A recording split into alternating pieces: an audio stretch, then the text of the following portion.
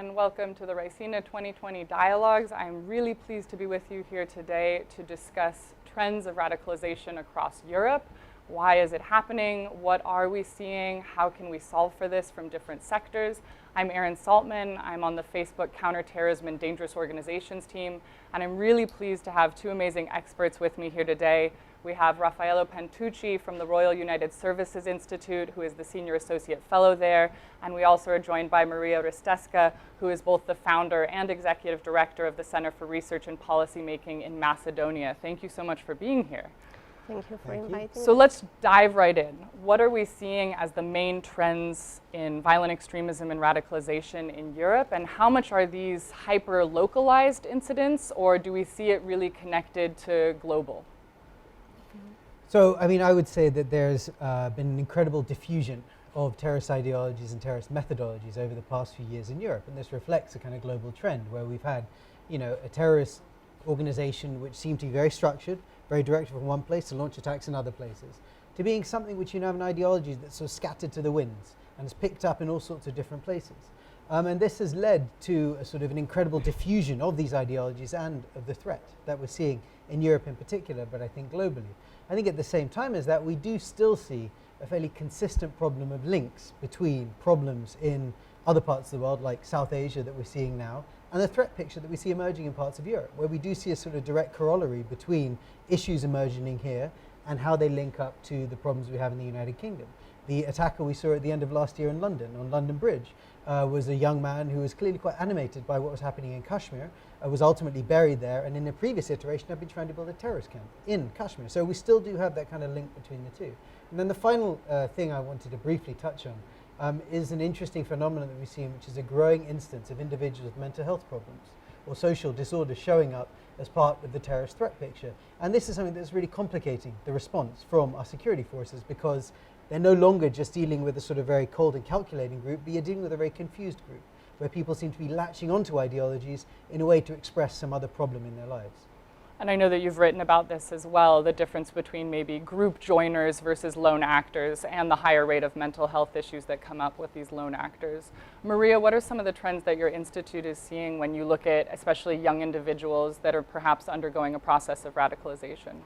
I would say that the main factors are the failure of the multiculturalism project and the crisis of representative democracy, which actually affects on the creation of the problem of identity among young people who are trying to seek for recognition. They are on individual level feeling discriminated, they are alienated, and they are not included. And that's why they are seeking for adopting rather radical ideologies.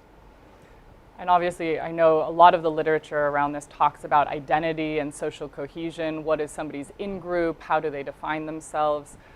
We're kind of talking about this as if we know what we're saying when we say terrorism or violent extremism, but in Europe, what are the ideologies that are currently prone to violent extremism? I know we talk a lot and for Islamist extremist radicalization when we talk about the so-called Islamic State, but are we seeing other types of violent extremism that are plaguing Europe right now?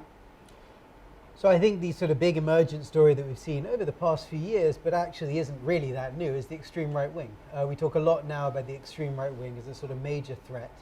We've seen a number of countries put a lot more resource towards this, and I think we've seen a shift in patterns in the extreme right wing, whereas previously it used to be very sort of isolated individuals. We are starting to see networks emerge. We are starting to see some sort of coordination. We are seeing links to foreign battlefields. So we're starting to see something taking shape, which seems to be the very far edge of a political spectrum, but has a kind of violent edge to it, which is becoming a dominant problem that we're seeing a lot of countries sort of worrying about. But I think the other one, which I think is particularly interesting and is more emergent, is we're seeing these sort of micro-ideologies emerge, these strange ideas which seem to be, a few isolated individuals will have an obsession that they will talk about somewhere, maybe online, and this will develop into an ideology which they decide to try to take forwards. And these micro-ideologies have a sort of shade of the bigger terrorist ideologies that we think about, but at the same time are really only the preserve of isolated individuals. And I think it's very difficult, it's becoming increasingly difficult to separate the two out, because they look so similar in how they articulate themselves and the problems that they express. And in some cases, the attacks that we see as a result of them, it's really starting to make it very difficult for governments to be able to separate out, some of these micro-ideologies from some of the larger ideologies, which are still the sort of classic ones that we've always worried about. And what are some examples of those micro-ideologies? I think the incel movement, this sort of group of people who are sort of, involuntary celibates, was one particular articulation. If we look at some of the school shooters that have emerged in parts of Europe, they're aping the sort of school shootings that we've seen in the United States, but adding a kind of weird political spin of their own. If we look at some of the extreme right wing, some of it is the kind of classic extreme right wing worshipping Hitler and doing these other things, but others are going in very odd directions that are sort of blending weird Christian ideologies with a sort of classic extreme right wing, and it's going in a direction which is very hard to sort of completely trace. And what are you seeing, Marija, in Macedonia or in some of the region around you? Does this mimic some of the same trends that Raffaello is seeing, or is it quite consolidated? Well, we can analyze it on a macro level. Probably people are dissatisfied. There are grievances on the global injustices from socioeconomic reasons or other political reasons. We see political ideologies emerging on the right and on the left spectrum. And of course, being from a country which is very polarized, the religious polarization between the Orthodox and the Muslims in the Balkans and in Europe, I think, is going to be trending further on in the future. I wonder if I could just add on to that, because I think the point that you make around some of those issues between Orthodox and Muslim clashes, those are long-standing historical issues, aren't they, in that part of the world? They and I are. think this is one of the really key things that I think we often forget with these ideologies, is they've got a very long tail and a very long history. I mean, the extreme right wing is not new to Europe. Right. We don't talk a lot about the extreme left, but there are still leftist groups that are launching bombing campaigns in parts of Greece and parts of Italy. These are ideologies which have been around for a very long time, and I think that is one of the things that we often forget when we talk about some of these terrorist ideologies, as though they're new. I mean, these are not new things. They tend to have a very long tail that goes back. And in some way, that, I think, is what gives them such substance and gives them such ability to sort of redevelop and grow and pick up on sort of current themes. And so you both mentioned some of the more fringe ideologies, as well as some of these long-standing historical ties that even the fringe ideologies are perhaps playing upon. We've seen attacks in Christchurch, New Zealand, Halle, Germany, as well as Poway, San Diego, that were more white supremacist extreme right-wing attacks, but we still are looking at the long-going Islamist extremist threat from groups like the so-called Islamic State. So what are the main factors of radicalization? How can we then think to even prevent or cause resiliency? You mentioned disillusionment and perhaps maybe identity crises, but there's lots of disillusioned people, lots of people with identity crisis, and the vast majority of those people are not going to become violent extremists. So what are some of the other factors that are playing into, especially in Europe, this radicalizing factor? Is it the branding of these groups? Is it that they don't see themselves in other forms of politics? What are we thinking? I think there is a big crisis of representative democracy across Europe and in the Balkans, where I come from, and this is the main factor that is making people feel unrepresented, unrecognized, and they decide to realize their grievances either through violence or through democracy. They have really hard time realizing through democracy because of the rather clientelistic and political systems that we have set up in Europe, and finally they can realize it through internet. All these groups that have different forms of grievances cannot physically unite, but on internet they can unite, and this is, I think, the biggest future threat of violent extremism, that they will unite and use technology to attack critical infrastructure, which is most vulnerable and for which we do not have responses, united responses, because all these networks are pan-national and are, can use internet as a platform. I think that there's sort of a number of things. I think one thing to think about is the point of radicalization. I mean, you know, reams of literature that I know you've both, I'm sure, read and we've all seen about how radicalization works and all the individual processes. And one of the big things that comes out of all of them is that it's a very individual process. There is no uniform kind of thing that we can say, this is radicalization, this is, you look at that in every context and exactly the same. Because, as you very correctly point out, there are people who fit all of the criteria of being individuals who should be moving towards radicalization, and yet they don't. Instead, they go off into something else, or you know, they move on with their lives.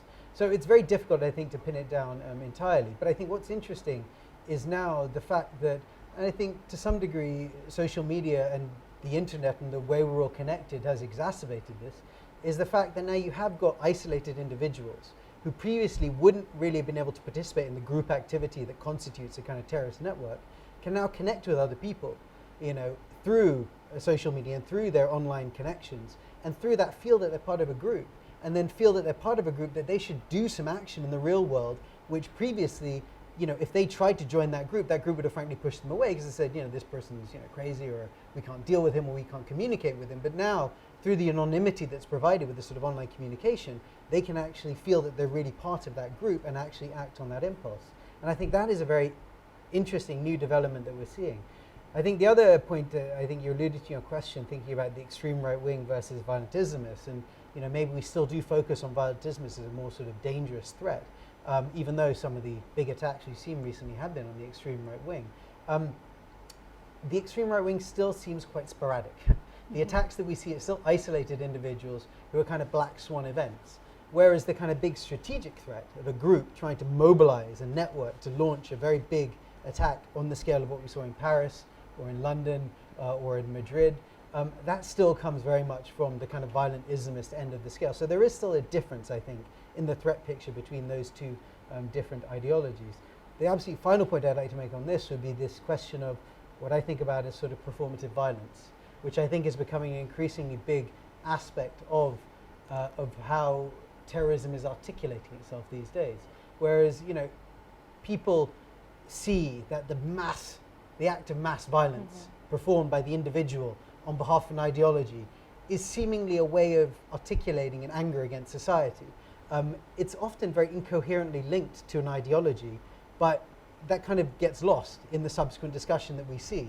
But I think that is a very interesting development that we've seen recently, which again has confused our understanding of what actually is a very terrorist ideology and the individual actors who are seemingly acting on behalf of it. So you both brought up the role of tech within this, and obviously as somebody that works on counterterrorism at Facebook, we shouldn't avoid or shy away from this, but we also know that terrorism does predate the internet, and there's a lot of interplay between the online and the offline. We also talked a little bit in our coffee beforehand about, you know, the fact that nobody has just one app on their phone. So something might take place on Facebook and Telegram and Twitch, and we see a diversification of platforms. So with this in mind, recognizing that maybe I can remove accounts, use artificial intelligence, find certain networks just on my platform, how do you think we go forward from this perhaps doom and gloom narrative towards either creating resiliency using online and offline, but also creating mechanisms for disengagement? So what do we do once somebody has gone down a process of radicalization? How do we move them back towards the non-violent and less extreme side of the spectrum? What's the wish list going forward? Well, I think that all of the countries have similar interventions in this regards. They are all either working on building community resilience towards violent extremism, focusing mainly on the youth and using tools like critical thinking and media literacy and so on. but we see national approaches being applied, not pan-national approaches. And I think here the role of the European Union should be crucial. Not having or having an absence of European joint policy on tackling these issues, especially the issue of reintegration of foreign fighters in societies from where these foreign fighters went to Syria, is very important, because as we know and we've mentioned, these networks are pan-national, and with the European policies in place of free movement of people and goods, also their actions will move around, and we need a joint policy on all these issues. So I think that in the future we should focus more on continental approach of violent extremism rather than putting it into national frameworks. Great. I mean, very briefly, I think on the tech side, I think there is clearly, tech is clearly one of the big aspects that we see a lot of these groups using. As we sort of mentioned, I think companies clearly are doing a lot. I think that they struggle because these are global issues and you're often national companies and legislation doesn't always harmonize. But maybe companies should use that sort of global platform that they have to try to get more people to sort of harmonize and work together. I think the other side of the question is that these problems, and I think this speaks to the rehabilitation point, is that you're dealing with increasing a cohort of people who have stayed engaged in these ideas for a very long period of time. And I think that is clearly where the rehabilitation needs to focus. And remember that this is not a problem which will get solved in one election cycle. It will take a very long time, and the resources need to be dedicated both online and offline in a very long-term projection in mind. So I think the main takeaways from this is that we need a multinational approach, that we cannot bucket into country by country silos, that we actually need time and resources, perhaps both from government and private institutes such as Facebook and others, and that we should have a multi-sector approach so that we can collaborate. And I know that, for example, Rusi was part of the Global Research Network on Terrorism. The Global Internet Forum to Counter Terrorism has a global research network on terrorism and technology, so your expertise is needed. So anyone out there watching that is coming from an academic, legislative, policy, or tech sector perspective, definitely get in touch with us. Your expertise is needed in this film. Thank you so much for joining us here for the Raisina Dialogues for 2020 in this Facebook Live studio. It's been a pleasure. Thank you. Thank you.